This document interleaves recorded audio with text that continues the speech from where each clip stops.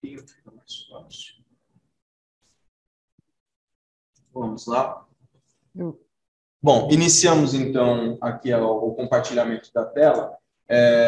Vou então dando início aos nossos trabalhos, professor. Primeiramente, então, bom dia para todos, espero que vocês estejam bem, agradeço aí a disponibilidade de todos que receberam e atenderam aí ao nosso convite. Nós estamos dando início aqui aos nossos trabalhos, na verdade, nós estamos num painel lateral ao evento principal que nós tivemos acontecendo hoje, ao longo da nossa manhã, madrugada e manhã aqui no Brasil, e também ontem, da mesma forma, na madrugada e manhã aqui no Brasil. Então, nós colocamos aqui para vocês, meus caros, quando nós estamos aqui tratando dessa temática tão interessante dentro dessa conferência internacional sobre inteligência artificial e práticas judiciais. A gente está falando basicamente de uma conferência internacional que visou e visa, de fato, discutir todas as questões laterais relativas à implementação de processos de inteligência artificial dentro do Poder Judiciário. Essa conferência ela foi organizada internacionalmente pelo International Group of Artificial Intelligence, esse grupo do qual eu sou um dos conselheiros, ele é lotado no Reino Unido e no Emirados Árabes Unidos, além de conjuntamente um trabalho muito forte, efetivamente estabelecido no Bahrein, no Emirado do Bahrein, lá no Oriente Médio. E essa conferência internacional, sobre o lado internacional, foi celebrada sob a patronagem de Sua Excelência, o Dr. Ali bin Fahad Al Buyanan, que é procurador-chefe do Emirado do Bahrein, certo? Nós vamos ter aqui conosco nessa nossa manhã, e eu aqui só deixo registrado a nossa saudação ao nosso presidente do IGO AI, International Group of Artificial Intelligence, Dr. Jassim Raj, um amigo muito querido, e nossa saudação enquanto chairman do evento, enquanto chairman também do International Group of Artificial Intelligence. Nós tivemos hoje alguns painéis muito significativos com personalidades do mundo todo e tivemos o privilégio também de ouvir nessa manhã o professor Dr. José Rubens Plates. O professor José Rubens Plates, na verdade, ele é membro do Ministério Público e hoje ele fez uma apresentação sobre a questão relacionada à inteligência artificial, aplicada em especial ao Ministério Público, e o professor Plates também fez algumas considerações sobre o cenário atual da inteligência artificial aqui no Brasil. A gente tem um privilégio, um orgulho de ter esse procurador, esse representante do Ministério Público, esse promotor de justiça federal, representante do Ministério Público Federal, que muito gentilmente atendeu ao convite, ao chamado que nós, do grupo do International Group of Artificial Intelligence, fizemos a ele, e temos a grande honra, a grande satisfação de poder ouvir o nosso querido professor Dr. José Rubens Plates dentro dessa explicação. Apenas para comentar, o Dr. José Rubens Plates, ele é mestre em Direito e ele também como eu já mencionei, procurador do Ministério Público Federal, cuja a principal e a grande atuação no campo administrativo dentro do Ministério Público Federal é exercer um auxílio acadêmico e gestão acadêmica para as questões relacionadas às tecnologias. Então, antes de nós iniciarmos as nossas atividades, falávamos justamente do papel preponderante que o Ministério Público Federal tem feito no núcleo aqui de São Paulo e, através do núcleo de São Paulo, pelo professor Dr. José Rubens, a gente percebe o interesse que o Poder Judiciário e as instituições que são coligadas ao Poder Judiciário, atuando conjuntamente ao lado do Poder Judiciário, e aí notadamente, digo, em especial, o papel do Ministério Público de preponderância nessa questão, tem feito, tem trabalhado, tem atuado na busca de novas tecnologias para poder melhorar podemos colocar assim, a vida do jurisdicionado. Professor José Rubens, eu não tenho como lhe agradecer, eu sei que o senhor deve estar cansado por causa do fuso, a primeira apresentação foi de madrugada, mas a gente agradece por demais esse segundo painel, e agora, como eu digo, à vontade em português, para que todos aqui no Brasil depois tenham acesso ao vídeo, como nós estamos aqui gravando e fazendo. Muito obrigado, seja muito bem-vindo aqui à nossa Universidade Católica de Santos, que é um núcleo que nós escolhemos junto com a Escola Superior de Advocacia da OAB de Guarujá, que são os núcleos que nós escolhemos e elegemos para receber a sede híbrida, o painel híbrido deste evento internacional, do qual o senhor e eu participamos nos dias de ontem e hoje. Seja muito bem-vindo, a palavra é sua. Bom dia, muito obrigado, professor Tiago, Felipe Avance, querido amigo. Eu saúdo também o professor Fondebasso Neto, que vai participar com a gente desse painel sobre um assunto tão relevante para o presente, para o futuro da nossa humanidade e também para a sociedade brasileira. Gostaria de saudar também a Universidade Católica de Santos, instituição tradicionalíssima no ensino das ciências jurídicas, e a grande parceira, a OAB, a Ordem dos Advogados do Brasil, através da ESA, da Escola Superior de Advocacia, né, que procura constantemente o aprimoramento, a capacitação e o desenvolvimento dos seus profissionais. É um prazer, uma honra ter participado do evento hoje internacional e também poder contribuir com os colegas de Santos no prosseguimento dessa temática. Antes de iniciar, eu ia pedir ao professor Tiago, ou quem estiver organizando, que seja habilitado o compartilhamento de tela para que eu possa compartilhar um roteirinho que eu preparei, um roteiro singelo que eu preparei.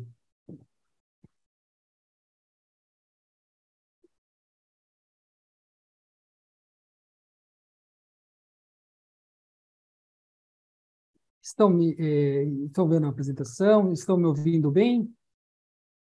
Professor Tiago? Alto e claro. Tá ok.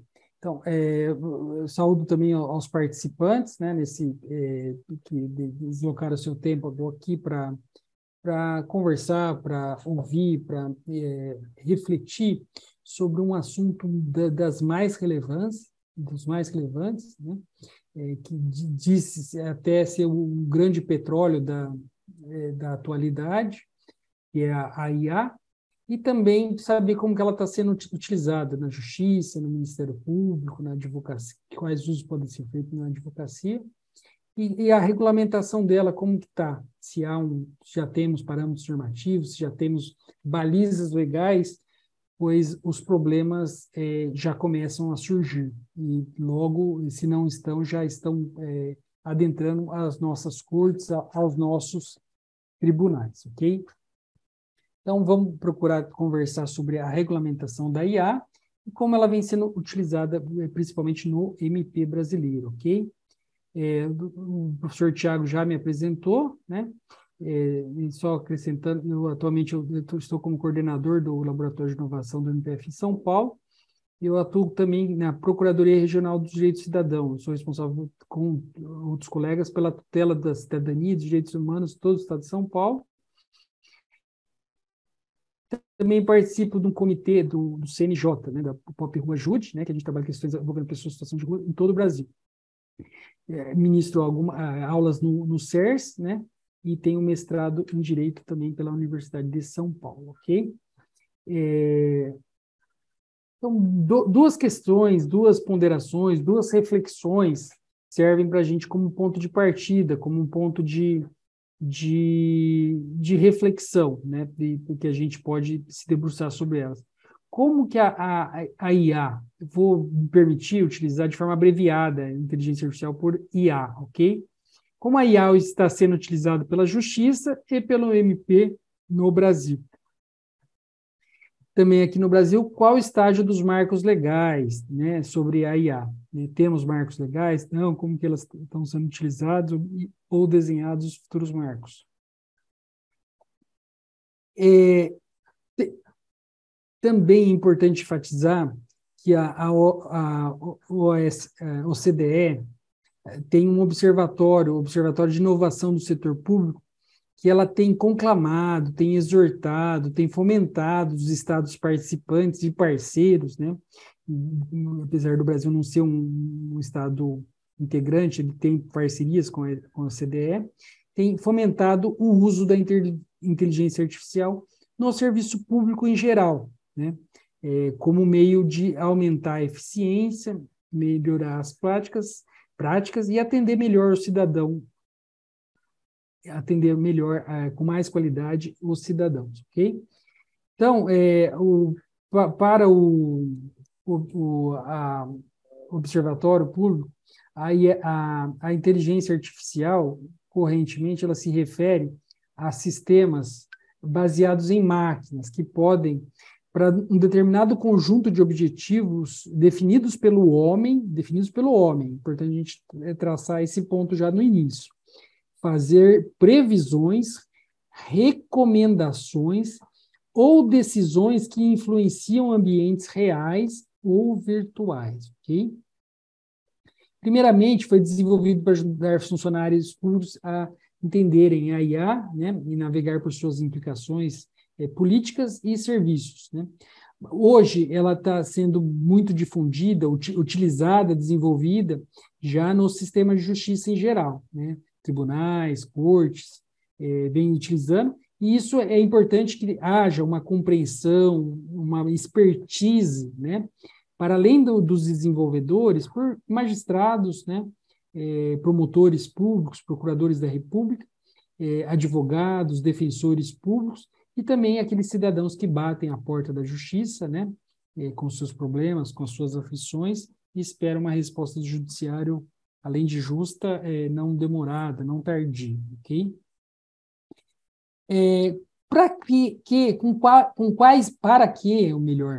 Para quais finalidades a IA está sendo utilizada no sistema de justiça hoje, no Brasil, né?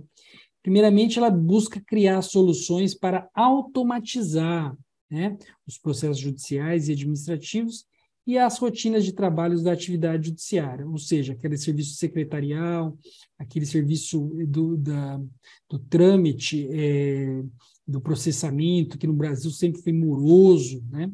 Sempre foi burocrático, formalista. A gente trabalha com outro mindset, né? Na perspectiva digital. Hoje, praticamente 100% dos processos brasileiros são digitais, né?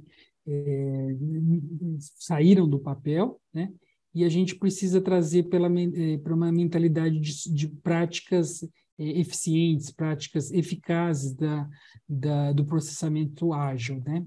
Um dado importante, relevantíssimo, então o professor Tiago destacou bem no painel dele para a IGOAI, temos aproximadamente 80 milhões de processos em andamento, né, no Brasil, e números do CNJ recentes, tá? Ou seja, um número muito volumoso, muito expressivo, denotando que o Brasil é um país muito conflitivo e judicioso, né? E de se notar também que um dos principais clientes do Poder Judiciário, um grande número desses processos dizem respeito ao poder público, a causas que muitas vezes são causas repetitivas, né? Como execuções fiscais, né? Em que se facilita o uso da tecnologia para automatizar processos e rotinas, ok? A IA também, meus amigos, visa permitir uma análise dos dados em massa, dados brutos, grandes bases de dados, né?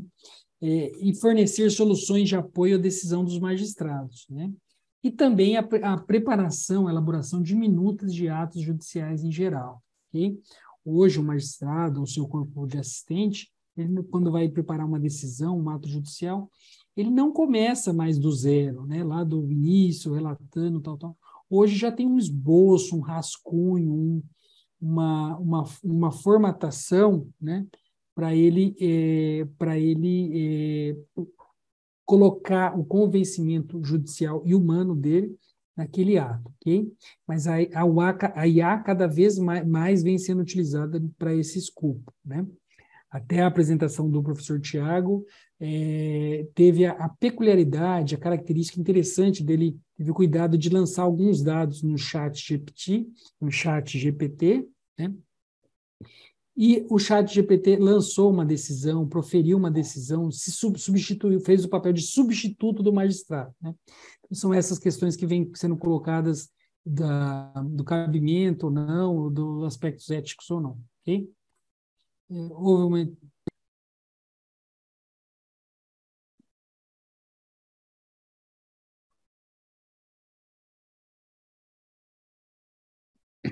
Me desculpa, eu tive a impressão que houve uma interrupção da minha fala. Confirma?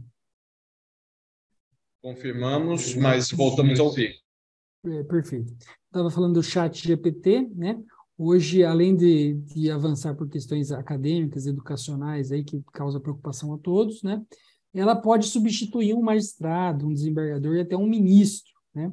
Então, é os cuidados para a gente saber verificar, né, se inclusive a legitimidade disso, né, da IA proferindo decisões no lugar de magistrado, no lugar de outras autoridades, ok? A justiça temos 91 tribunais, 91 cortes espalhadas por nossas diversas entidades federativas, Justiça Federal, Justiça Estadual, Justiça Militar, Justiça do Trabalho, Justiça Eleitoral, né? Nas suas diversas instâncias, segunda instância, terceira instância e até o ápice, que é o Supremo Tribunal Federal. E cada um desses tribunais, através da sua equipe de TI, sua equipe de analistas de desenvolvimento, começou a criar programas, projetos, plataformas de IA para resolver suas situações. E começou a gerar uma grande celeuma de cada tribunal tendo o seu sistema, esses sistemas não se conversavam, ninguém sabia o que o outro estava criando. E aí o CNJ, no seu papel de centralizador da política pública judiciária, em 2020 ele estabeleceu, né, em parceria com o TJ de Rondônia, né, a plataforma Sinapses, né? Ela é disponível, quem quiser acessar consegue acessar uma parte pública dela, né? E que visa o quê? Centralizar as iniciativas de tecnologia, né? Os códigos-fontes e as atualizações por que passam esses aplicativos, ok?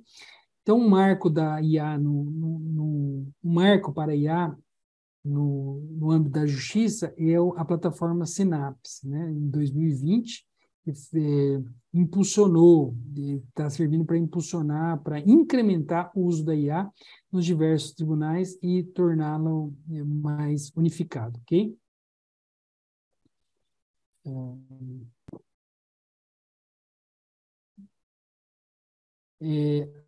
Agora, já puxando para minha trincheira, né? Como sabe, eu sou do MP, eu já atuo há 16 anos no Ministério Público, e como que a IA está sendo utilizada, que eu sinto até um pouquinho mais confortável para falar, né? O MP é função essencial à justiça, né? E a gente está no dia a dia da justiça, mas a nossa trincheira é o Ministério Público.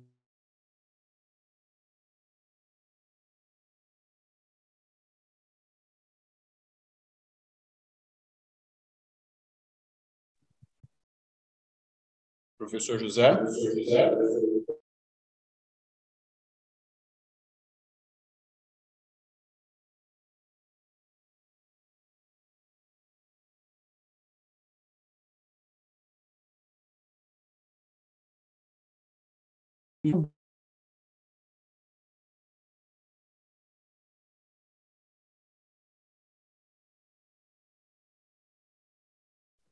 Professor José, está me ouvindo? Será que eu estou tendo um problema com a minha internet? A impressão que é a nossa aqui, professor. Infelizmente, tá me dando um sinal de instabilidade direto. Aqui eu estou tentando, inclusive, ver se a gente consegue otimizar o sinal. Mas pode voltar. A gente conseguiu compreender e ouviu até a parte que o senhor estava falando a respeito das iniciativas do Ministério Público no campo da IA, nesse começo de apresentação que o senhor começou a fazer. Predição de crimes, né? Algoritmos podem ser usados para prever a ocorrência de crime, uma atuação preventiva. Hoje temos aplicativos que apontam riscos locais onde pode ter violência doméstica, né? ou áreas que sujeitas a uma criminalidade maior, ok? Apoio à tomada de decisões, né? A IA pode ser utilizada para ajudar os promotores e procuradores a tomar decisões com base nos dados, né? E informações coletadas, né? Também para verificar registros criminais, ok? Em outras bases de dados, que é um grande problema brasileiro, é a unificação e a extração de dados criminais por conta de diversas polícias, diversas secretarias de segurança pública e diversos tribunais, onde as investigações e processos correm. Otimização de processos, né? A IA também visa automatizar também tarefas rotineiras e agilizar o processo de investigação, né?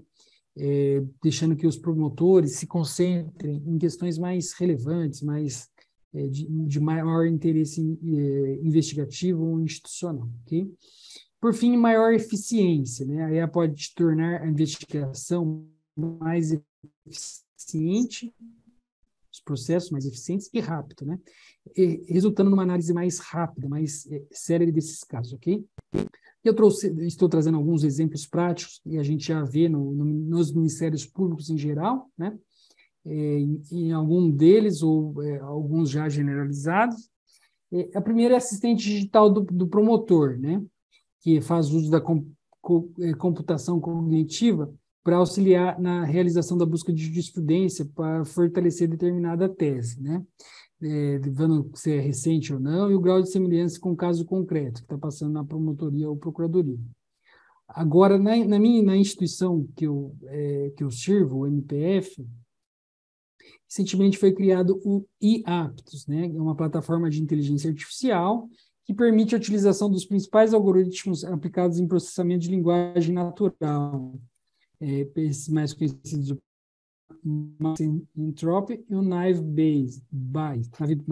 Bayes, auxiliando na construção de robôs em 4 etapas, na rotulagem, aprendizagem, validação e produção, né? Também do MPF, temos o robô Albert Corpus, né? Criado para classificar o sentido das opiniões apresentadas em HC no STJ, né? Expressões singulares são usadas para extrair a seção conclusiva dos pareceres, né? Na qual os algoritmos de IA foram para verificar o significado das declarações, né? Classifica os pareceres em HC quanto à admissibilidade, conhecimento, não conhecimento, se foi prejudicado, ou também em relação ao seu mérito, né? Foi deferido, negado, ou se não teve o exame do mérito, né? Uma outra ferramenta de maior expressão de uso assim até a nível nacional, se os demais MPs implementarem, de grande interesse, é o Robocon, né, do MPDFT, do Distrito Federal, né? É o robô consumidor, desenvolvido para agilizar a resolução e reduzir o número de ações judiciais, utilizando tecnologia de IA para identificar demandas recorrentes registradas em órgãos de defesa do consumidor e também nos juizados especiais, né? E o que visa? Qual que é a proposta, a finalidade do Robocon? Fornecer aos promotores de defesa do consumidor subsídios para atuação coletiva, com proposição de TACs, né, ação civis públicas e outras providências, né? Um outro aplicativo bem interessante, até que assim, de uso muito frequente por minha equipe, é o AppCream, desenvolvido pelo Ministério Público do Pará. Ele tem como função calcular a prescrição da pretensão punitiva e a pertinência, se cabe a NPP, transação penal, suspensão condicional do processo ou não, né? É um caso muito interessante, não sei se os colegas já tiveram a possibilidade de acessar, e uma funcionalidade bem interessante é a que permite o cálculo da pena, que deve ser fixada pela Justiça nos casos específicos. Você coloca os dados do caso, as peculiaridades, né? E aí, seguindo a jurisprudência majoritária, o aplicativo menciona qual que é a pena justa, qual que é a pena que deve ser fixada naquele caso, seguindo os parâmetros legais e seguindo os parâmetros jurisprudenciais majoritários, ok? AppCream, repito. Agora que eu já percorri um pouco da Justiça, do MP, vamos falar como está a situação aqui dos marcos legais, né? como que a IA está sendo regulada, regulamentada, disciplinada no Brasil, né? Hoje, ainda nós não temos um diploma específico sobre a inteligência artificial, né? E aí isso aí causa bastante preocupação dos aspectos éticos, técnicos e de segurança para a utilização, né? Porque a gente sabe, o YouTube usa inteligência artificial, Netflix, Amazon, esses principais players do mercado aí, né? Da comunicação, e a gente precisa estar atento nos desdobramentos, nas consequências que isso vem trazer para o consumidor, para os usuários em geral, e como que isso pode ser enquadrado recentemente, né? Aqui eu chamo um caso não brasileiro, mas uma curiosidade submetida à Suprema Corte Americana, que é vítimas do atentado terrorista estão processando o YouTube, né? Porque o YouTube teria feito recomendações de conteúdo às pessoas que praticaram terrorismo, né? A partir de vídeos terroristas do Estado Islâmico, né? E é um caso que está submetido à análise da Suprema Corte dos Estados Unidos e que vai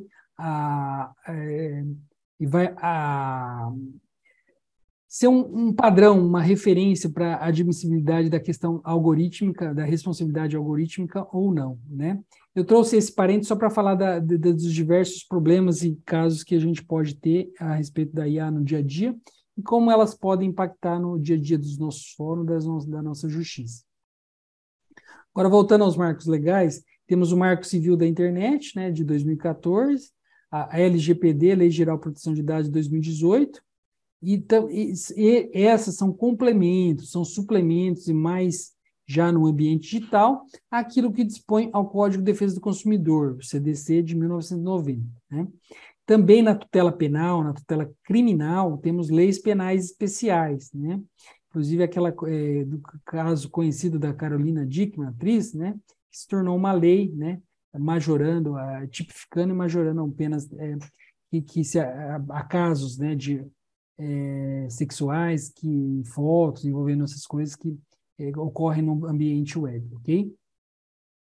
Então, nesse momento, a gente pega emprestado esse panorama normativo, essas legislações, para se dar a interpretação, alguma questão que envolva a IA por enquanto, ok? Agora, em setembro de 2021, a Câmara de Deputados aprovou um projeto de lei, né, 2120, estabelece os fundamentos e os princípios para o desenvolvimento e aplicação da IA no Brasil, né? Trazendo diretrizes para a atuação do poder público no tema, né? Ele é inspirado no parlamento, num ato também em análise lá no Parlamento Europeu e no Conselho da Europa, ok? Depois o texto foi encaminhado para o Senado, né, onde ela aguarda análise e deliberação, e no Senado teve uma comissão, foi instalada em março de 2022, uma comissão por 18 juristas, né, que preparou um projeto específico, né, substituindo um projeto específico dessa comissão de 18 juristas, né, agora em dezembro de 2022, lançou seu relatório final com 900 páginas, é um grande material de pesquisa para quem tiver interesse no assunto, né, é um documento público, né, e unifica, substitui 3 projetos anteriores que estavam tramitando na Câmara dos Deputados, ok? Então, percorrendo um pouco esse projeto, essa iniciativa que pretende se tornar lei, né, já com aval da classe de corpo de juristas qualificados, inclusive o ministro do STJ, que coordenou essa comissão, o que diz esse projeto? Traz princípios, regras, diretrizes, né? E também as bases para regular o desenvolvimento e aplicação da IA. Estabelece direitos e deveres para as pessoas, né? Aqui é um ponto muito interessante, e a sociedade, os operadores de direitos, os cidadãos em geral, têm que ficar atentos aos vieses discriminatórios, né? Porque a discriminação através da IA pode ser de forma direta, indireta, ilegal, abusiva, né? É o que se chama por vieses discriminatórios, né? O Brasil, que não é novidade para ninguém, é um país com racismo estrutural gritante, né? E sendo a inteligência artificial espelhando a inteligência humana, é preocupante que há alguns preconceitos contra vulneráveis, população negra e outras populações tragam esse mesmo viés humano, né, para as consequências da IA, as decisões dos algoritmos, ok? O projeto defende a explicabilidade, o direito à informação e contestação, bem como estabelece a necessidade de supervisão humana. O homem precisa acompanhar, o homem precisa ter a palavra final sobre a máquina, ok? Um dos grandes pontos de interesse para a sociedade, para o Ministério Público, é uma proteção especial, né, que vai na segurança algorítmica para grupos vulneráveis, como crianças, adolescentes, idosos e pessoas com deficiência, ok? Vale bastante a pena a gente ficar atento nessa questão aí que pode impactar o futuro das nossas crianças e outros segmentos vulneráveis, ok? Por fim, eu trago aqui alguns dilemas, alguns análises, alguns viés, só para verificar como está o estágio, né, da IA no Brasil e como que a gente nos posiciona perante elas, né? Eu coloquei 3 dimensões. Primeiro, a gente está acompanhando, né, o fenômeno social e tecnológico, né? Como que a IA está se expandindo, crescendo, sendo desenvolvida, como que ela está sendo utilizada pela justiça, pelo MP, pela advocacia, né? E como ela pode ser ainda mais expandida, né? Como ela está sendo usada nas organizações públicas e privadas, né? A gente tem que ficar de olho na regulamentação, né? Olhar o trabalho da Câmara, do Senado, sobre essa regulamentação que está por vir, né? Os impactos que ela vai trazer na sociedade, em termos de proteger direitos e admitir o progresso do desenvolvimento tecnológico. E, por fim, o entendimento da justiça, né, do MP, e as respostas que os tribunais venham dar nos casos específicos, né, que surjam conflitos de interesse, né. A gente vai tentar para a jurisprudência que esses casos envolvendo algoritmos venham ser judicializados, como o exemplo que eu citei ali submetido à Suprema Corte Americana, ok? Por fim, meus amigos, uma ponderação que eu faço, né, uma analogia aqui, comparando a IA com os aviões, né, e que a gente não tem a mesma frustração que o grande brasileiro, o Santos Dumont, teve, né? Ele lançou 14 Bias em 1906, se não me engano. Em 1932, ele se suicidou. E há uma corrente forte que atribui a esse suicídio a grande frustração, a grande decepção que ele teve ao saber, ao ver, ao perceber que o avião estava sendo utilizado na guerra, naquele momento, utilizada para o mal, ok? Então, isso aí serve de alerta, de reflexão, para que a IA, né, já que ela está no seu desenvolvimento médio, vamos dizer assim, a gente seja vigilante, atento, para que ela sempre seja utilizada para o progresso civilizatório e o progresso das pessoas, né? A gente não admitindo que ela tenha um uso maleficente, né? E sempre pela benignidade, ok? Então, são essas minhas reflexões, minhas ponderações e minha impressão sobre a IA, né, na sociedade, na justiça, no MP, e eu fico à disposição para algum questionamento, mas repetindo que é muito prazeroso e muito honroso estar discutindo sobre isso com vocês. Muito obrigado. O prazer foi todo nosso, professor, de verdade, nossa gratidão, foi espetacular. Vou aqui fazer um destaque nosso simultâneo, só um pouquinho. Pedir para destacar para todas as pessoas. Eu queria também o senhor aqui do meu lado. Adicionar destaque.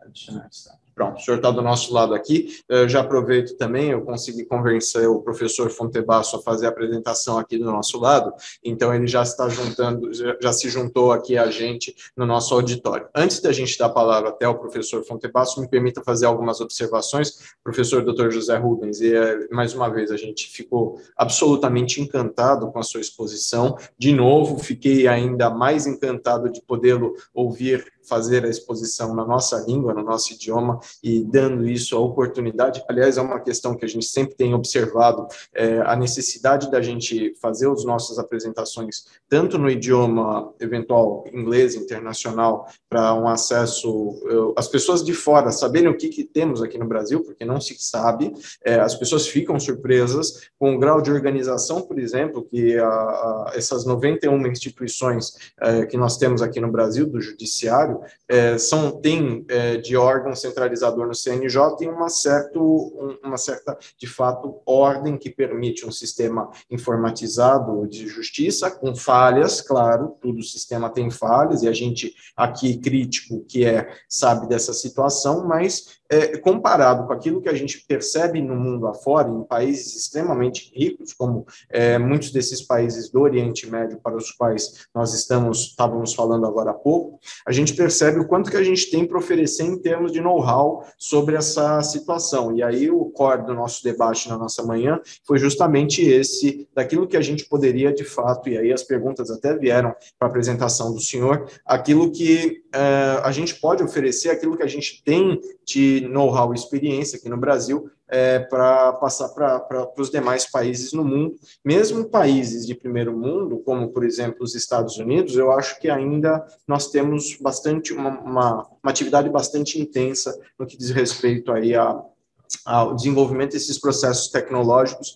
em especial de inteligência artificial. Eu estava conversando com um amigo que trabalha, faz essa atividade em específica, ele se chama de escavador de dados, né? Na verdade, ele faz esse trabalho de colheita de dados, em especial para fins de jurimetria. Vou tentar falar um pouquinho sobre isso na minha exposição, mas ele fala que, principalmente os tribunais superiores, eles têm uma sistematização muito friendly, muito amigável, para poder fazer essa colheita de informações utilizando R, utilizando Python, utilizando essas ferramentas de linguagem, porque justamente já está catalogado, já está dividido, já está organizado. Então, nesse sentido até que a gente estava estabelecendo os nossos debates amanhã.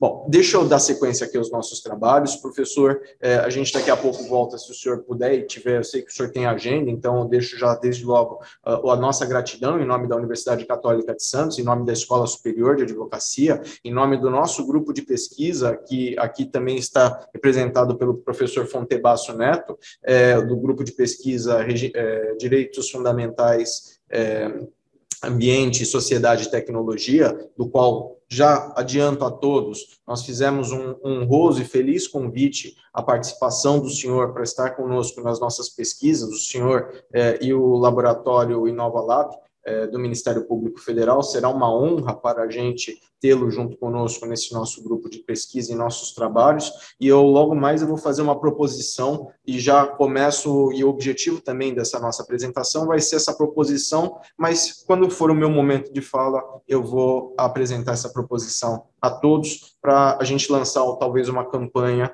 aqui no nosso país, a partir dos nossos trabalhos, dos nossos grupos de pesquisa.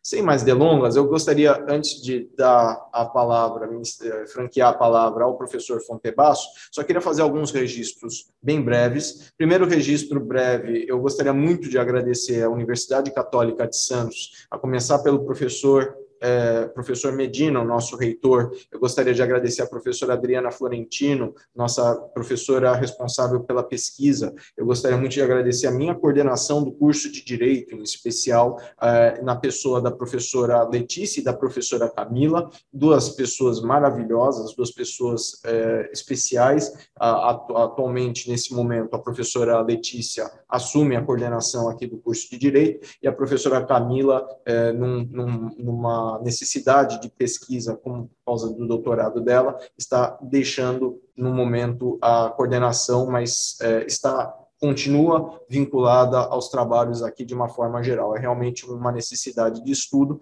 então nós agradecemos muito todo o encaminhamento que a professora Camila, junto com a professora Letícia, fizeram aqui conosco. Também gostaria muito de agradecer a coordenação dos cursos de tecnologia aqui da Universidade Católica de Santos, em especial na pessoa da professora Cláudia, que recebeu com muita felicidade a nossa proposta de fazermos esse nosso evento. Então, eu peço até ao professor Fontebasso, que está aqui conosco, a levar à professora Cláudia essa palavra carinhosa da gratidão que nós temos pelo recebimento dela. E, por fim, eu gostaria de agradecer, em especial, aqui a professora Zarif aqui na casa. Professora, muito obrigado pela sua presença. Perdão, professora Maria do Carmo, desculpe, Troiani. Professora Troiani está aqui conosco. Professora Troiani ela está acompanhando aqui alguns alunos que também estão participando aqui na nossa sala de audiência, nosso auditório. Então, professora Maria do Carmo Troiani, muito obrigado por sua presença, prestigia muito aqui os nossos trabalhos, a senhora como uma grande advogada aqui da nossa região, do estado de São Paulo, muito obrigado, muita gratidão aí a sua presença, professora. Muito obrigado, professor. Aos alunos aqui presentes também da mesma forma. Professor Fontebasso Neto, gostaria de convidá-lo para fazer uma exposição. Eu só quero fazer uma breve apresentação do currículo do professor Fontebasso. O professor era doutor em ciências e mestre em engenharia elétrica pela Politécnica de São Paulo. Ele é bacharel em engenharia elétrica e, acima de tudo, ele é colega aqui nosso da Universidade Católica de Santos e uma dessas pessoas que, junto com as maluquices que a gente leva, professor Rubens, que a gente leva em termos de trabalhos, em termos de atividades, em termos de projetos que nós temos, o professor Fontebasso Neto, como o responsável pelo laboratório de informática, de inteligência artificial aqui da Universidade Católica de Santos, o professor Fontebasso me recebeu sempre com muita amizade, com muito carinho. Isso para mim foi muito significativo desde o começo, porque é um doido do direito falando alguma coisa sobre tecnologia, é um doido do direito lá querendo saber o que se faz de inteligência artificial lá na casa,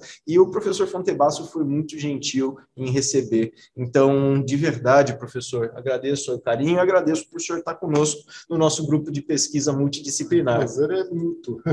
Muito obrigado. Professor, eu gostaria, por favor, até à luz desses projetos de inteligência artificial que o professor José Rubens acabou de apresentar, eu gostaria que você falasse um pouquinho sobre também o laboratório de inteligência artificial aqui da Católica, e eu gostaria também que o senhor falasse um pouquinho das suas perspectivas, eventualmente de um uso potencial das ferramentas de inteligência artificial dentro desse cenário, não apenas claro, do Poder Judiciário, de cenários de automações futuras, mas também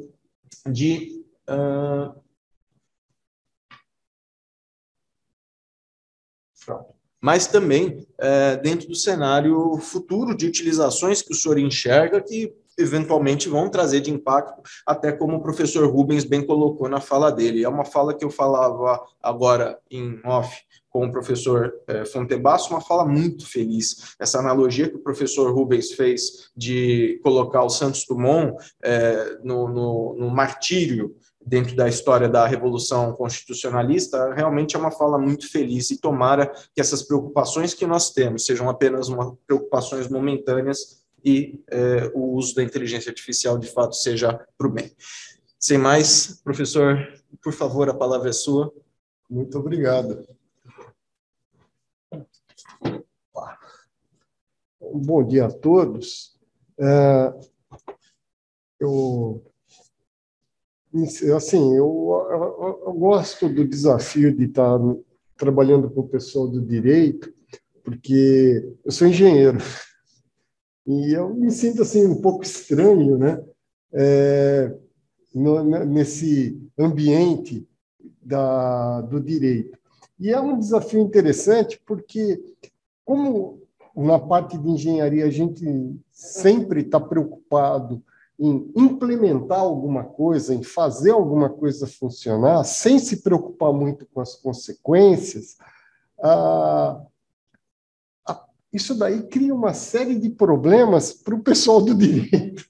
Muitos problemas, tanto no aspecto filosófico quanto no aspecto ético. E a fala do professor José Rubens foi interessante no aspecto que ele tocou. Por exemplo, o ChatGPT, que é uma ferramenta nova e que está trazendo uma série de inovações e abrindo uma série de perspectivas de usos muito interessantes na área do direito, ela tem um aspecto filosófico que pouca gente se atenta. Ela é uma ferramenta fria, ela não tem alma, ela não tem alma, não no sentido religioso, mas no sentido de inteligência como o ser humano. Por exemplo, quando você faz uma petição, pede para lá, ChatGPT, por favor, me faça uma petição para um determinado problema. Ele vai gerar um documento ali escrito, bonitinho, porque ele tem uma série de algoritmos estatísticos que ele seleciona as palavras fazendo contas. Ele não sabe o que a palavra significa, ele não tem a menor ideia da semântica do que está ali. Ele não tem ideia. Então, uma das coisas muito interessantes é uma ferramenta útil para agilizar o trabalho, mas ela nunca, em hipótese alguma, ela pode substituir um ser humano. É um aspecto técnico, né?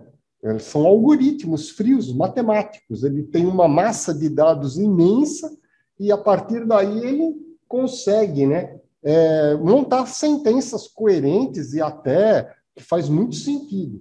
O problema é que ele não tem a menor ideia do que ele está fazendo, né? E aí precisa ter um olho crítico de um humano para validar aquele resultado. Quer dizer que no futuro ele pode conseguir fazer isso sem a necessidade de um humano? Não acredito que ele vá conseguir fazer isso num futuro muito próximo, não. Talvez nunca. Tá? Com a tecnologia que nós temos hoje, eu acho muito difícil conseguir fazer isso num futuro próximo. Talvez nos próximos 100, 200 anos, vai lá saber, né? Mas hoje é impossível. Tá? Um outro aspecto interessante seria a questão que eu vejo, né, que é um grande imbróglio para o pessoal do direito, é a questão da liberdade de expressão quando ela é usada, quando você usa inteligência artificial, por exemplo, para gerar fake news. E aí, de quem é a culpa? Quem que você vai processar? Quem fez a consulta no site? Quem gerou o site? A empresa? O software? Como é que você processa um software? Não tem como. Então, é um aspecto que o direito vai ter que lidar. E se você pensar, a coisa pode ir até mais longe. Por exemplo, você pensa no veículo autônomo. Ele é gerenciado por um software que foi desenvolvido por uma pessoa dentro de uma empresa. Esse software, por mais cuidado que se tenha, ele vai cometer erros.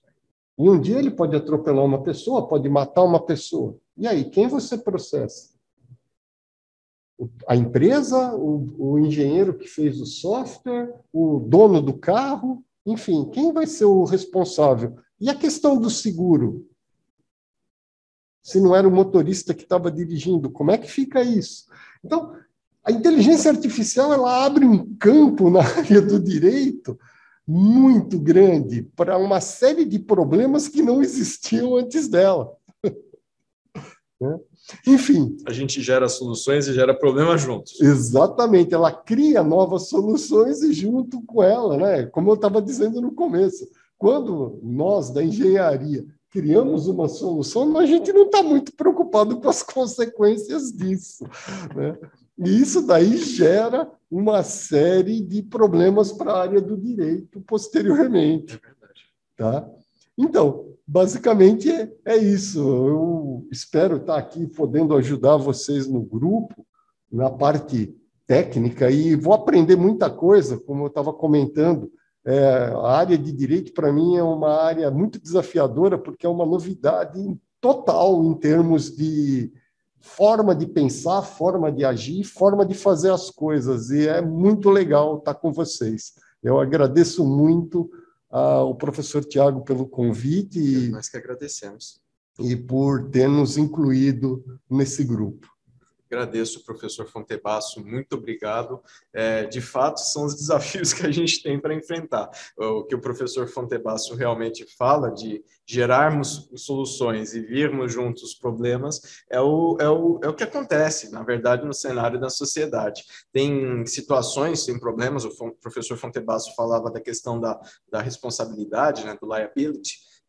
Mas eu diria ainda, estava discutindo com alguns dos meus alunos, professor Rubens, em sala de aula, por exemplo, a questão no curso de trabalho, a questão da automação gerada pela inteligência artificial e as consequências sociais. E eu comentava justamente alguns desses aspectos, isso me veio à cabeça agora, né? A gente comentava justamente que o fato de as revoluções tecnológicas acontecerem sempre vão implicar numa perda de algumas funções, alguns trabalhos, mas da mesma forma como ocorre a perda do trabalho, ocorre também a necessidade de novas profissões nascendo. Então, o cuidado que o Estado brasileiro, como gestor de políticas públicas, precisa ter é incentivar de um lado e, claro, regulamentar essas questões relacionadas à tecnologia.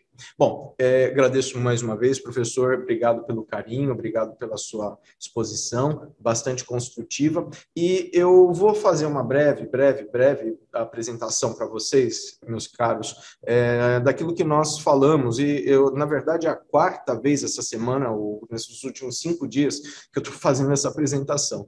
Na sexta-feira foi para uma universidade da Índia, ontem e hoje foram para esses eventos do Bahrein. Ontem ainda eu estive na Assembleia Legislativa em São Paulo, fazendo essa mesma exposição, e eu estou fazendo agora, então, pela quarta vez, porque o assunto está em voga, está em tema, está na pauta, está no buzz, como a gente pode dizer, está nos trend topics. A gente está falando também em relação ao uso da inteligência artificial no Poder Judiciário, ligando a questão do chat GPT-3 e os impactos disso dentro da visão. Então, eu fico feliz e satisfeito da gente poder falar mais uma vez disso agora, como eu fiz ontem lá na Assembleia, no nosso bom em português, porque a gente vai tratar de algumas questões que são diretamente ligadas com a nossa realidade dentro do Poder Judiciário. Então, os números que a gente tem, eu vou me permitir fazer uma apresentaçãozinha rápida em paralelo a essa minha fala, só para poder ilustrar, e eu vou usar até o próprio PowerPoint que eu fiz em inglês, mas a gente vai comentando naquilo que a gente precisa. Eu vou avançar só um pouquinho, só para contextualizar vocês. Eu quero colocar esses números aqui. Acho que vocês não estão enxergando. Deixa eu ver o que está acontecendo. Por que não está espelhando a tela? Interromper compartilhamento. Ele decidiu não funcionar o compartilhamento direito. Vamos fazer então assim. Vai. Compartilha, meu filho. Então vamos lá. Eu quero esses números aqui. Vamos ver se assim fica melhor. Deixa eu ver se você colocar em tela cheia. Então, talvez eu... Aí do próprio PowerPoint ele não vai? Na apresentação não está indo, deu alguma falha.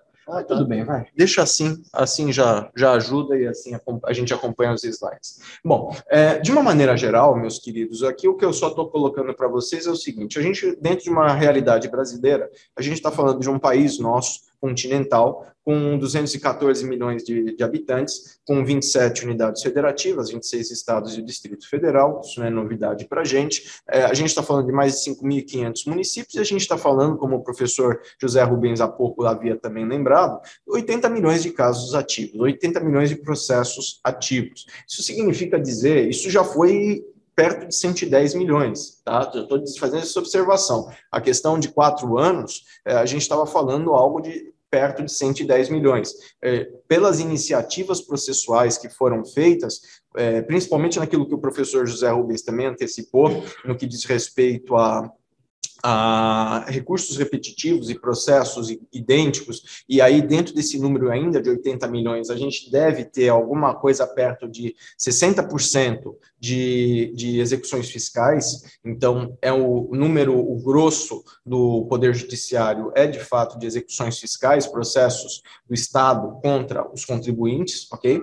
Então, dentro dessa visualização de cenário que a gente tem, ainda assim, nós temos um número bastante substancial de processos ativos, 8, 16, 24, vamos dizer que está quase numa proporção de 3 processos de 3 habitantes para cada um processo. 91 cortes, quer dizer, 91 sistemas de tribunais brasileiros. Então, lembrando das regrinhas de competência material, justiça especializada do trabalho, justiça especializada justiça especializada militar, justiça especializada eleitoral, justiça estadual, justiça federal comum. Essa divisãozinha entre todos os tribunais, nós temos, então, um número de 91 sistemas judiciários brasileiros.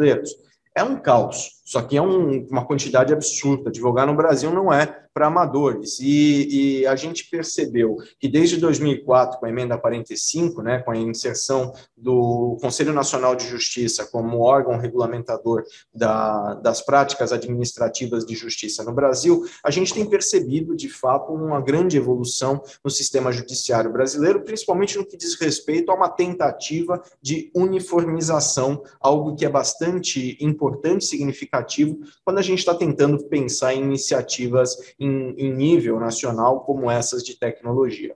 Eu só destaco para vocês, basicamente, que isso é possível de se ver no nosso próximo slide. Não aí a estrutura do Poder Judiciário, todo mundo conhece, é uma palestra para brasileiros, então esse quadro aqui não é uma novidade, ainda está em inglês, não vai ajudar grande coisa, mas eu gostaria de só destacar para vocês que em 2008, aqui no Brasil, para quem não conhece, foram tomados os começos das medidas de implementação do processo digital. Eu repito, um passo absolutamente importante para a gente poder fazer o trabalho de garimpo de dados que vai servir bastante às práticas de atividade de inteligência artificial. E desde 2014, praticamente no Brasil todo, nós temos quase que 100% dos processos, pelo menos os processos novos, seriam paper-free, seriam livres de qualquer tipo de necessidade de papel, talvez para uma ou outra intimação, mas o processo em si, no seu core, no seu núcleo, ele não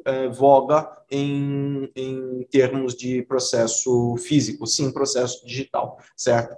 Então, os novos profissionais já estão lidando, já tem algum tempo, com processos digitais. E aí eu coloco aqui para vocês que, junto com essa iniciativa e junto com as iniciativas feitas pelo Conselho Nacional de Justiça e desses 2 programas feitos pelo Conselho Nacional de Justiça, o Justiça 4.0 e o segundo programa que o professor Fontebasso e o professor Rubens falaram, que é o Sinapsis, a plataforma Sinapsis, a gente acaba percebendo as iniciativas de inteligência artificial que são feitas no Brasil.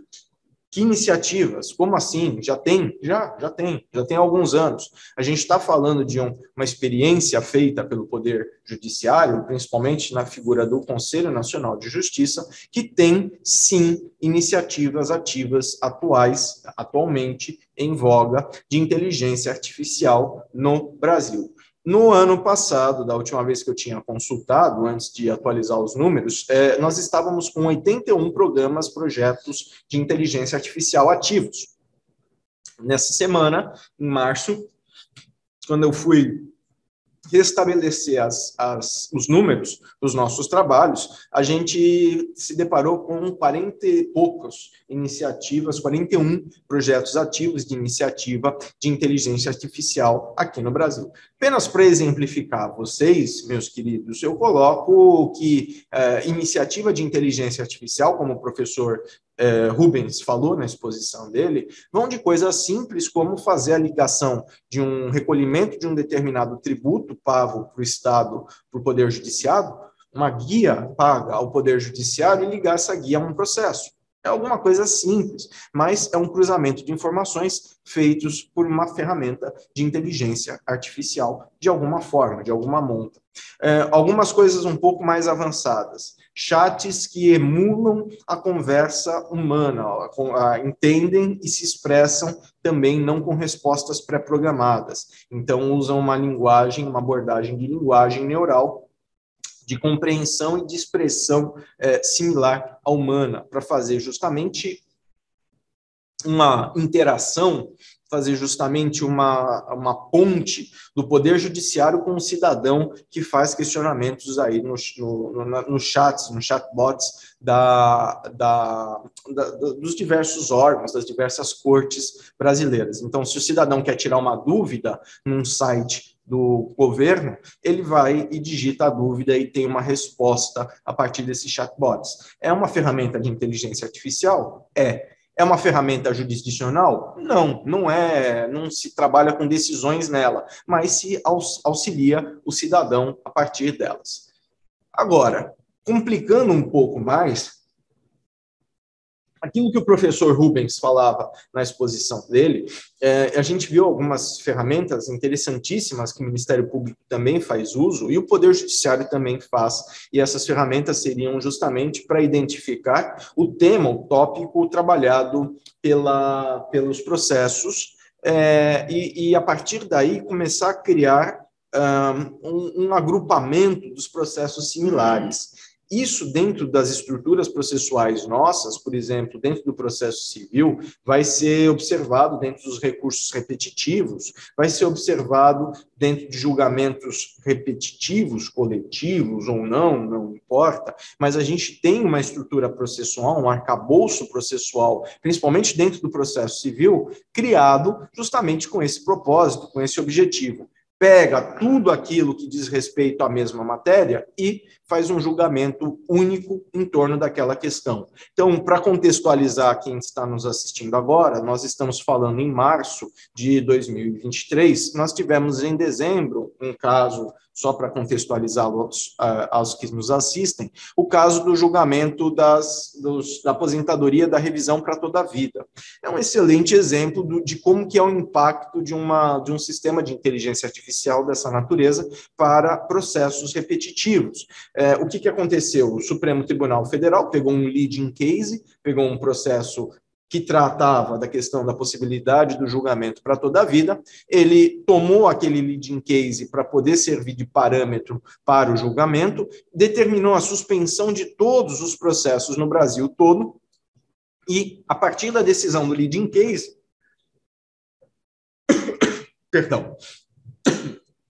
a partir da decisão do leading case, o que vai acontecer? Nós temos uma reverberação nos demais processos com temática similar. Moral da história, a inteligência artificial ela entra justamente com o objetivo de catalogar. E aí é importantíssimo a gente perceber o quanto que é o entendimento criado a partir de uma linguagem neural que vai ler uma petição, que vai ler um processo e vai compreender que aquele processo eventualmente está lidando, está tratando de temas como, por exemplo, esse que eu acabei de mencionar. Então, não é simplesmente eu chegar num sistema de formulário e dizer o processo trata de assunto X, Y, Z. Não dá para fazer só por essa forma, porque os assuntos são muito grandes. Então, não há formulário que chegue para poder criar aí uma quantidade de respostas possíveis pré-programadas e prontas que iriam permitir um formulário a funcionar de forma eficiente. Mas aí a gente percebe a importância desses sistemas de inteligência artificial que fazem a leitura e catalogam em cima da leitura. Todos usos já atuais, produtivos. O professor ainda Rubens mencionou a possibilidade de, por exemplo, de dosimetria, achei genial, espetacular, essas ferramentas já utilizadas aí nos tribunais e no Ministério Público, de responsabilidade, de relação de consumo. O professor Rubens foi bastante pontual em cada uma das explicações de usos e de ferramentas ativas de inteligência artificial durante a exposição dele que ele fez anteriormente.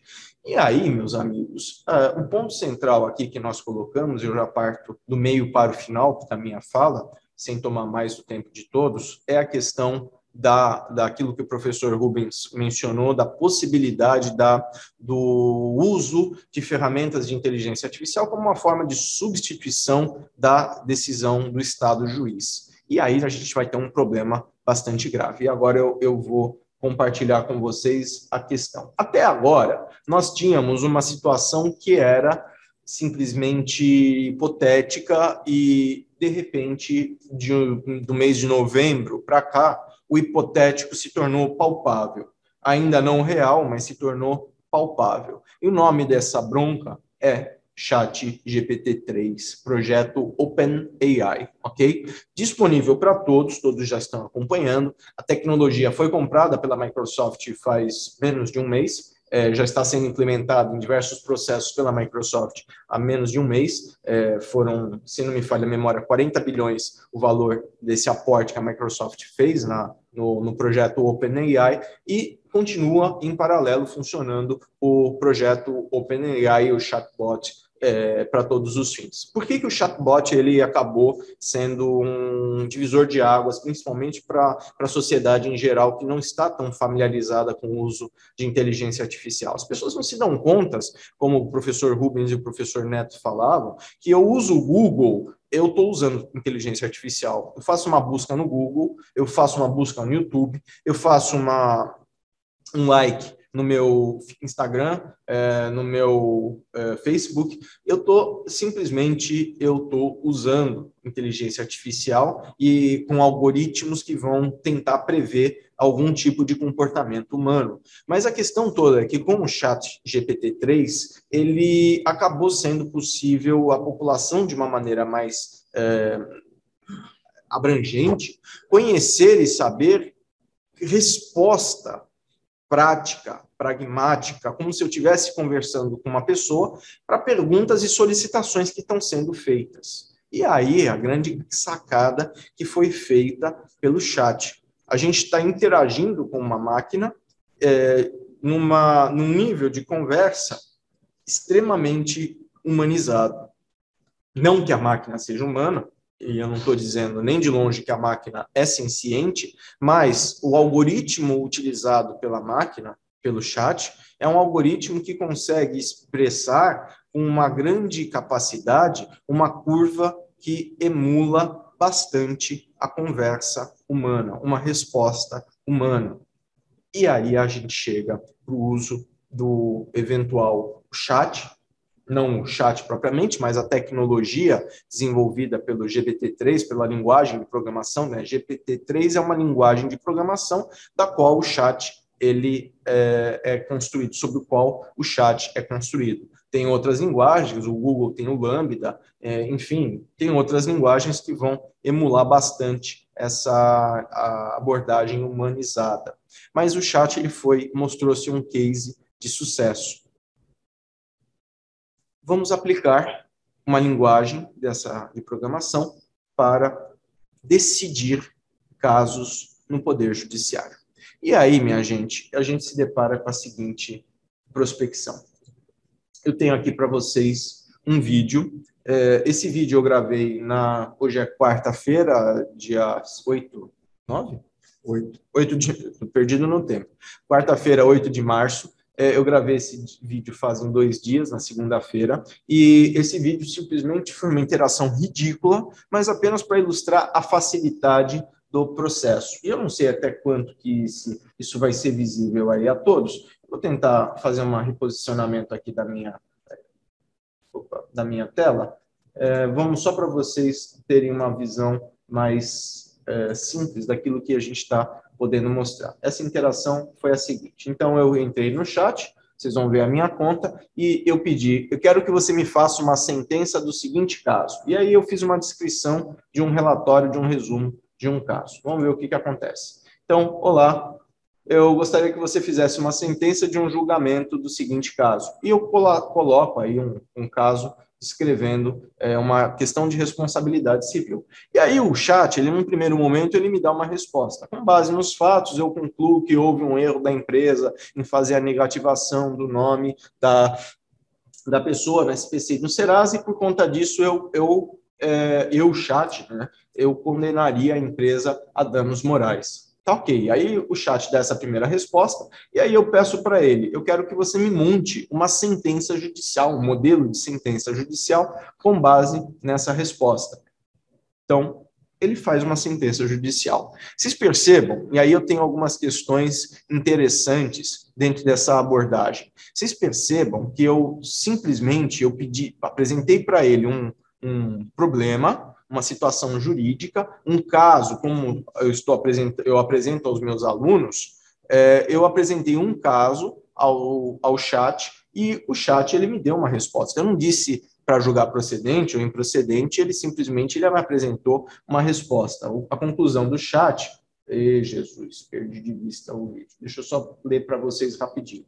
O dispositivo dessa sentença foi: julgo procedente o pedido inicial formulado pelo autor, pelo Sérgio, nesse caso hipotético, para condenar, declarar inexistente a dívida cobrada pela empresa Alfa no valor de R$ 749, bem como condenar a requerida ao pagamento ao autor de uma indenização de danos morais no valor de R$ 10.000. Ele já fixou até o valor de indenização. Eu não falei nada disso no meu pedido inicial. Corrigidos monetariamente desde a presente data e acrescidos de juros de 1% de mora desde o evento danoso. Ele já cita a súmula 54 da STJ, que trata justamente da questão da aplicação dos juros de mora a partir do evento danoso.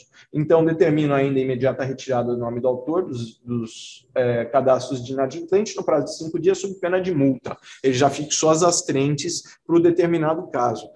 Isso é genial ao ponto da gente poder falar e ficar com uma dúvida se de fato, o que de fato vai acontecer no futuro. Se eu tenho um dispositivo que ele consegue emular de uma forma tão bem colocada uma sentença judicial, e ele, acima desse dispositivo, ele tinha apresentado o relatório e os argumentos, a gente consegue questionar o que vai acontecer dali para frente.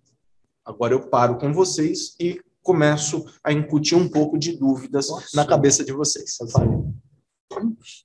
Então, tem o seguinte, tem um microfone aqui, tem um tripé. E a gente bate nele. E o meu pé é tamanho 44, difícil ele não esbarrar em alguma coisa. Mas, enfim, a dúvida que eu tenho é a seguinte, como eu tinha falado quando eu conversei com vocês, é que o chat ele fez uma sentença judicial, mas ele não tem a menor ideia do que aquilo significa. Exatamente. De modo que precisa ter um Tiago, precisa ter uma professora Trojano, né?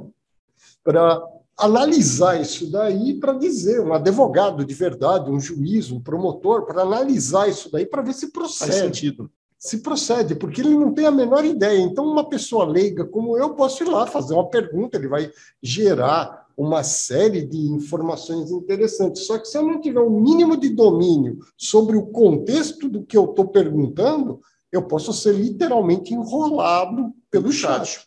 Com certeza. Aliás, professor, a gente está lançando pelo Eticai, até o professor Rubens, ele é parte também do Eticai, é um dos grupos de pesquisa nos quais a gente faz parte, junto um abraço, querida amiga Paola Cantarini, uma amiga muito querida, uma grande, brilhante pesquisadora. A gente está lançando, nesse mês de março, nas próximas semanas, um número da curadoria da revista Sob Minha Responsabilidade. E nessa curadoria tem um artigo que eu faço uns comentários sobre isso, porque eu fiz algumas perguntas históricas, eu fiz uma avaliação das respostas dadas pelo chat. E eu fiz algumas perguntas históricas para ele, me respondeu errado. Eu falei, olha, você está errado.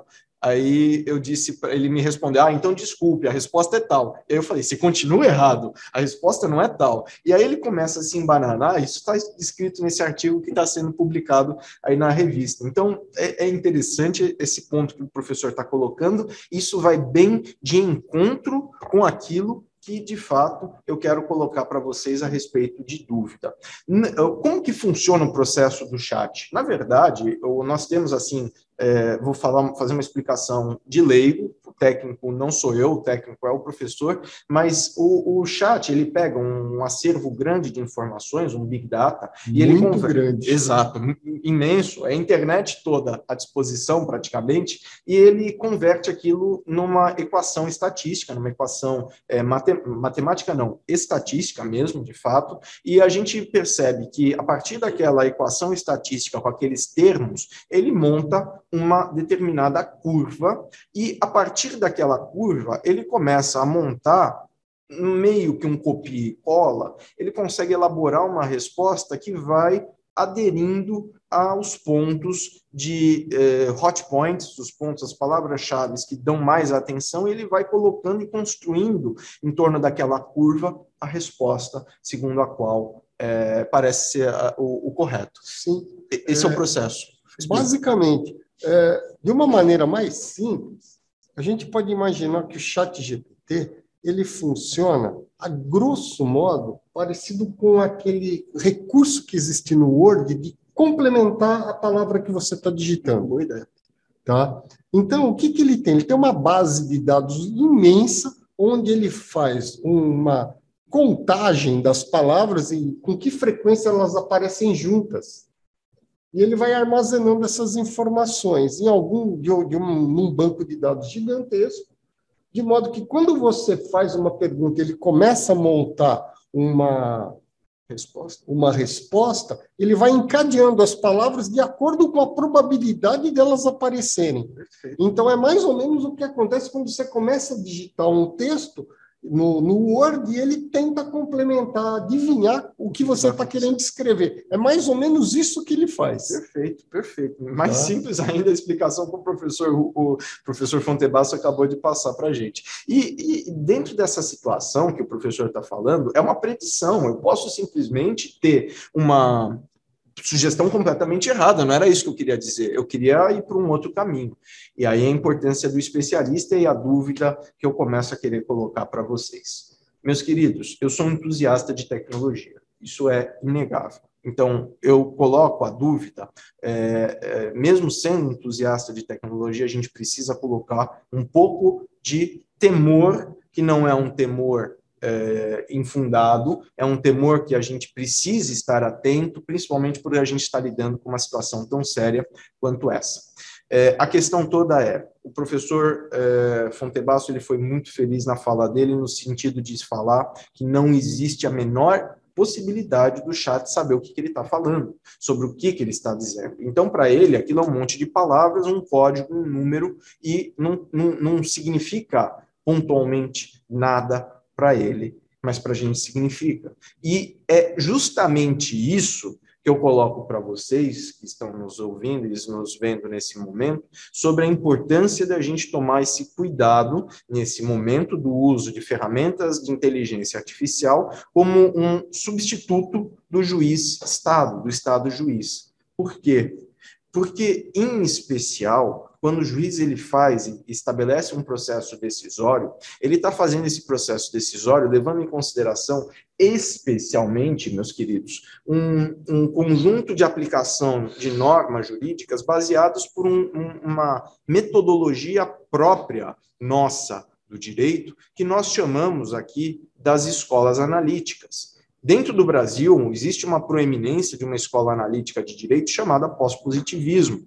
E isso significa dizer que na interpretação do caso concreto que o intérprete, que o juiz está efetivamente trabalhando, o pós-positivismo vai ter uma influência absurda para a definição dos rumos pelos quais vai se dar uma determinada decisão judicial. E o que diz o pós-positivismo em especial? Diz que o intérprete ele deve considerar, junto com as regras que são mais isoladas e mais fechadas, segundo a teoria da norma, ele deve considerar, começando por elas, os princípios. Então, eu devo, na interpretação da norma jurídica, considerar não apenas as regras, mas os princípios que, ao contrário das regras que são fechadas, os princípios são abertos. Abertos a quê? Valor.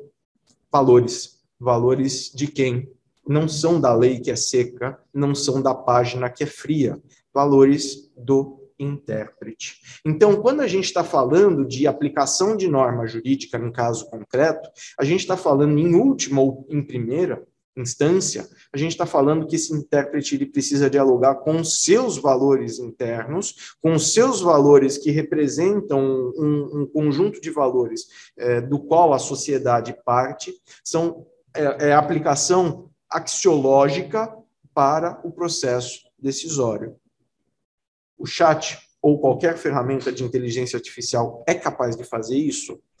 Não da mesma forma como uma pessoa, porque os valores são voláteis, os casos são pontuais, são concretos. O chat ele é até capaz de reproduzir comportamento humano. Isso é inegável, porque ele vai observar o Big Data e vai seguir no mesmo fluxo que a corrente está seguindo. A maioria da corrente, estatisticamente, está seguindo. Isso é inegável também. Mas acontece que os valores mudam e talvez o chat não seja capaz de identificar esses valores. As peculiaridades do caso se apresentam e, muito provavelmente, a ferramenta não vai ser capaz de identificar essa situação. Os valores da sociedade, dos julgadores, interferem e isso o chat jamais vai considerar ser possível ser trabalhado. Eu não sei se foi contigo, Fontebasso, que a gente estava falando sobre Big Data e Small Data, foi contigo, ou Little Data?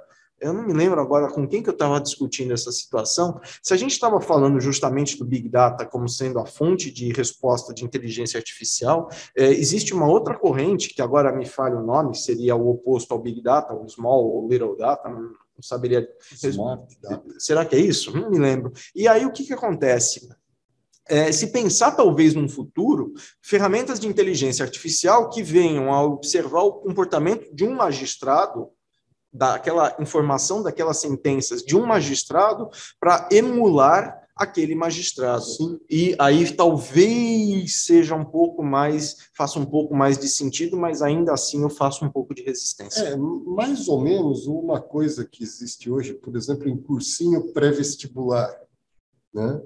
A maioria dos grandes cursinhos, eles usam técnicas de pegar as questões dos vestibulares passados e ver quem é o professor que desenvolveu aquelas questões. E pegar as questões daquele professor e fazer um tratamento estatístico delas para tentar adivinhar quais questões vão ter mais chance de cair e preparar os alunos para aquilo lá. Entendi. Então, seria alguma coisa parecida com isso a se fazer com a sentença. Seria você pegar as sentenças que um determinado juiz dá, por exemplo, um juiz de vara de família, que ele só trabalha naquela vara. Você pegar as sentenças dele para determinados casos e ver qual é o comportamento dele e colocar esse comportamento estatisticamente dentro do software. É um dos caminhos que a gente trabalha na jurimetria, quando a gente faz a análise na jurimetria dos casos específicos para saber que direção que a gente vai tomar. Então, nesse sentido, a gente compartilha com vocês que, embora entusiasta de tecnologia que sou, eu mostro, sim, muita resistência ainda e dúvidas saudáveis em relação à possibilidade do uso de ferramentas de inteligência artificial para substituir o ser humano. E aí eu já começo a partir para os últimos minutos da minha exposição, nesse bate-papo maravilhoso que foi nessa manhã, e mais uma vez reiterando o agradecimento a todos, ao professor Rubens, ao professor Fontebasso, muito obrigado, realmente, vocês fizeram uma apresentação fenomenal, aspectos técnicos do direito, aspectos técnicos das ciências de dados, agradeço de verdade. Eu digo para vocês e compartilho uma questão. Primeiro, falo que eu fui resistente, enquanto advogado, da mudança do processo físico para o processo digital. Eu falava assim, isso não vai funcionar, isso não vai dar certo, isso é Brasil.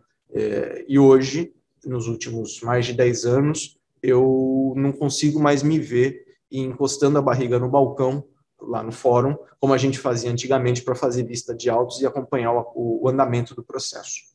E eu xingo bastante mentalmente quando eu tenho e lido com processos físicos. Eu não sei o professor Rubens como funciona com ele, mas ele pelo menos recebe as cargas dos processos, mas a gente...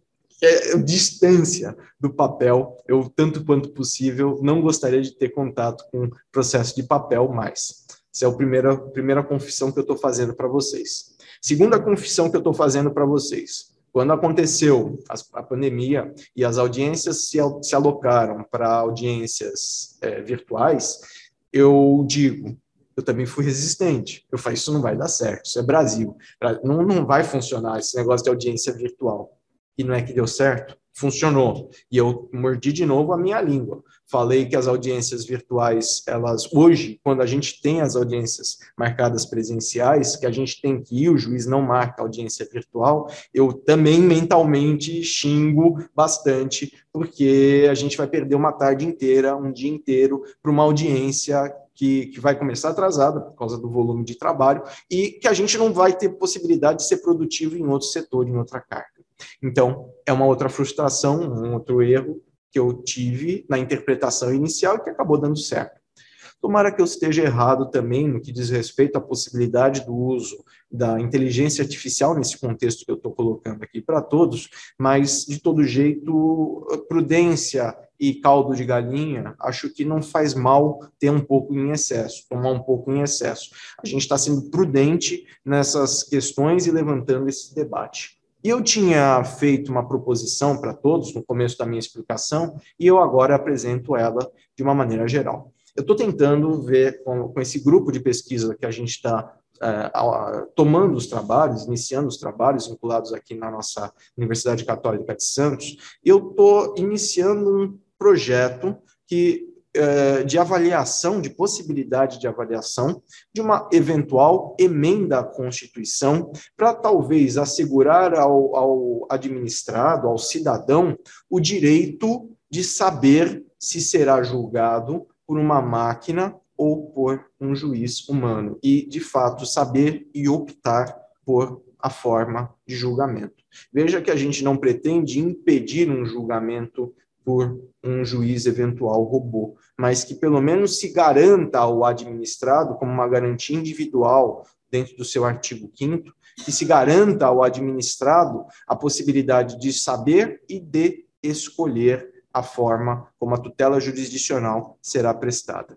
É uma sugestão que a gente gostaria de tentar iniciar em termos de movimento, porque tudo se tornou real de fato, nos últimos 3, 4 meses, desde novembro, dezembro do ano passado, o que era uma expectativa, agora passa a ser uma realidade. A gente já tem visto a utilização do chat, de outras tecnologias similares, de uma forma bastante evidente na academia, e a academia tem feito resistência, até na atuação judicial, como uma ferramenta auxiliar, a gente tem visto, com cuidados, ótimo, sem cuidados, de forma alguma. Então, é esse tipo de cautela que a gente gostaria que o Estado brasileiro se precatasse, se precavesse, para evitar que haja aí um atropelo, principalmente em relação aos direitos individuais, direitos fundamentais nossos. Eu, mais uma vez, agradeço a todos. Gostaria de destacar as brilhantes apresentações aí do professor Rubens e do professor Fontebassi, a apresentação do professor Rubens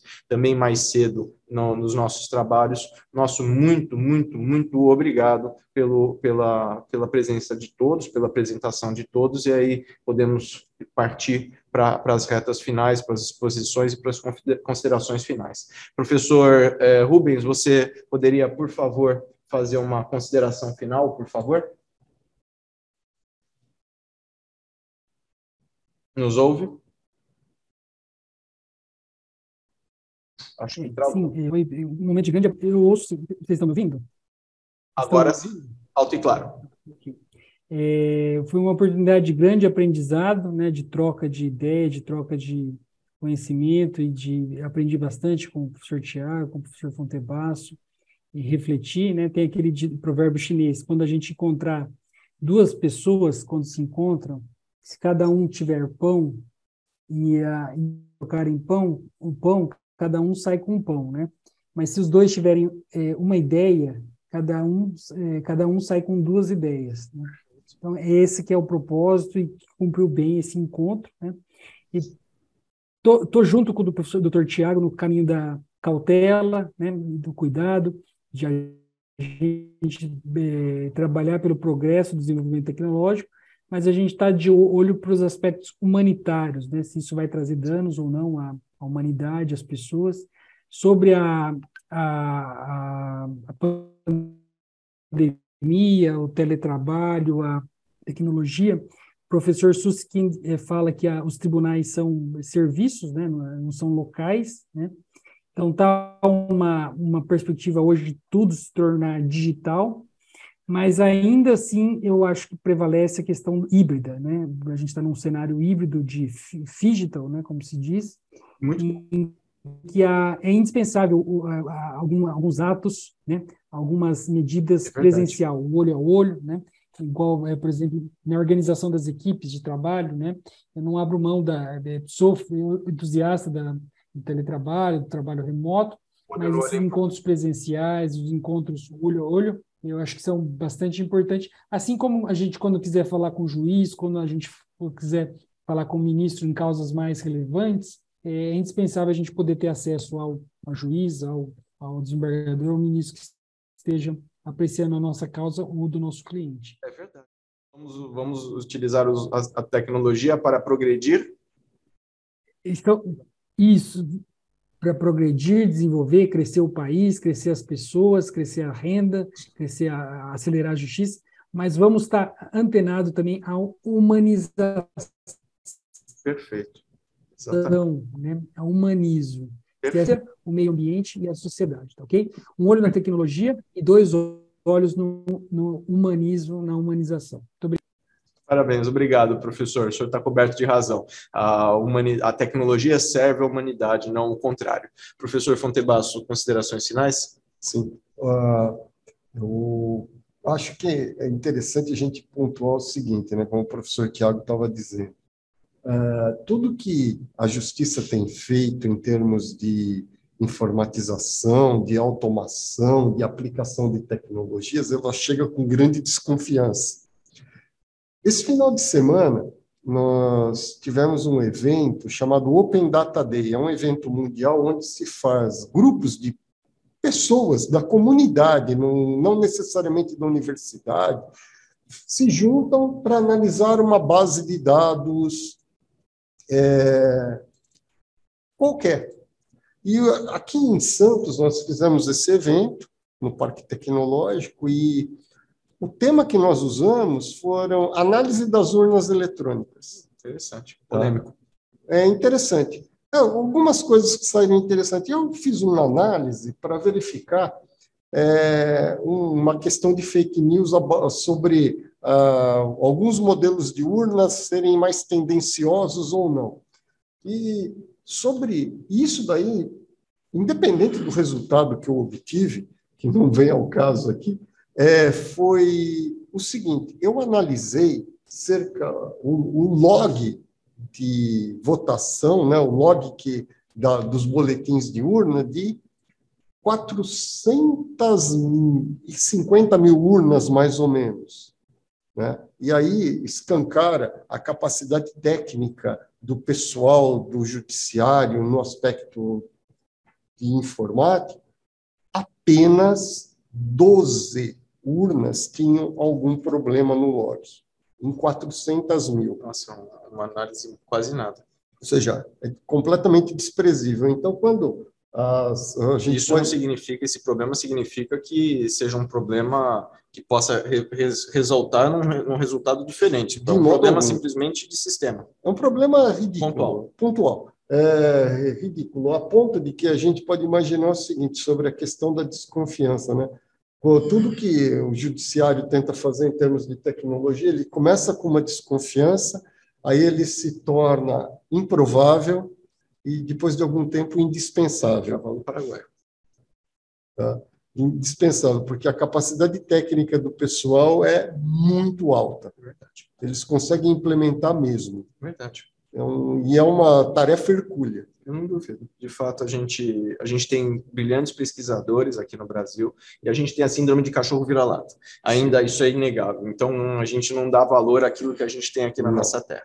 E o professor Rubens também bem lembrou desse importante aspecto que a tecnologia está aqui para servir. Aliás, eu lembrei também de Amartya Sen, que comenta justamente essa necessidade das tecnologias e das capabilities, né, das capacidades, servirem às pessoas, não só a economia, o valor, o dinheiro, mas o desenvolvimento para o progresso da humanidade é maior do que isso. Facilitar a vida das pessoas. Exatamente isso. Por exemplo, essa questão que a gente estava vendo aqui de gerar uma sentença pelo chat. Isso daí não vai substituir um juiz, mas vai agilizar muito o trabalho dele. Talvez sim, porque ele vai fazer uma leitura do caso e talvez vai chamar atenção para o juiz para alguma situação que ele, numa leitura, não tenha visto. Sim. Sem dúvida nenhuma. Aí eu concordo, estou de acordo. Vai ser uma ferramenta para melhorar o trabalho. A ideia seria essa. Agora, em substituição, ainda eu sou reticente. Eu também. Que bom. Professor Fontebasso, professor Rubens, gratidão eterna. Estamos de portas abertas. Vai ser uma honra recebê-lo aqui na Baixada Santista, quando o professor Rubens estiver aqui conosco. Muito obrigado, amigo. E obrigado, assim, mais uma vez, eu repito, eu sei que você está desde madrugada aqui conosco, mas eu não posso te agradecer o suficiente de todo o carinho que você teve conosco aí ao longo desses meses preparatórios desse evento. Fique tranquilo. Por amor à ciência e por amor à humanidade. Um forte abraço. Abraço, querido. Tudo de bom. Até mais. Até logo. Prazer.